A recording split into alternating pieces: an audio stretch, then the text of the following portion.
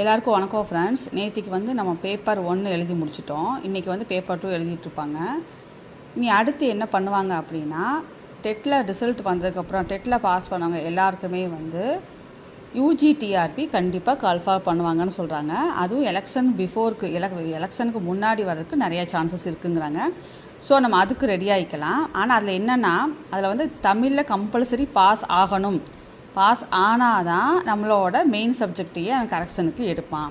So தமிழுங்கிறது compulsory 50க்கு 20 mark வாங்கணும்.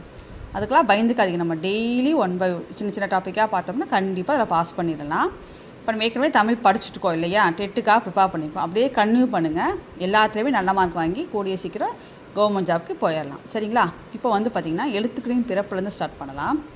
எழுத்துக்கள் பொதுவாக எங்கே பிறக்கும்னா தலை, மூக்கு, கழுத்து, மார்பு.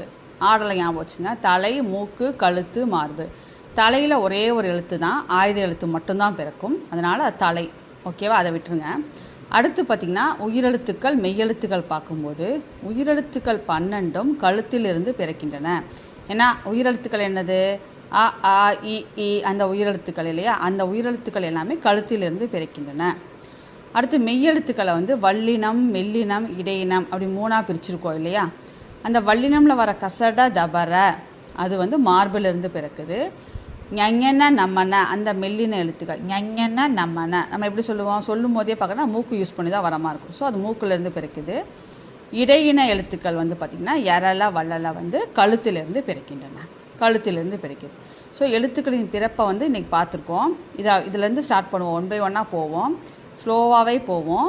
எல்லா சாப்டரும் 6th-லேருந்து 12th வரைக்கும் எல்லாமே கவர் ஆகிற மாதிரி நம்ம டீப்பாக பார்த்துடலாம். அப்புறம் நம்ம கால்ஃபார் பண்ணுவோம். நம்ம தமிழ் ஒரு மேட்ராகவே தெரியாது. நம்ம மெயின் சப்ஜெக்ட் மட்டும் கான்சன்ட்ரேட் பண்ணிக்கலாம். ஸோ அதனால் என்னோடய சேனலை தொடர்ந்து சப்ஸ்கிரைப் பண்ணி சப்போர்ட் பண்ணுங்கள். உங்கள் ஃப்ரெண்ட்ஸுக்கும் கொஞ்சம் ரெக்கமெண்ட் பண்ணி ஷேர் பண்ணுங்கள் ஃப்ரெண்ட்ஸ். டெட்டுக்காக தான் நம்ம அங்கங்கே எடுத்து சில வீடியோஸ் வந்து இம்பார்ட்டன்ட் வீடியோஸாக போட்டோம். இனி யூஜிடிஆர்பிக்கு நம்மளுக்கு வந்து இன்னையிலேருந்து பொறுமையாக ஒவ்வொரு டாப்பிக்காக லைன் பை லைனாக பார்க்கலாம். என்னோடய சேனலை சப்ஸ்கிரைப் பண்ணி சப்போர்ட் பண்ணுங்கள். தேங்க்ஸ் ஃபார் வாட்சிங்.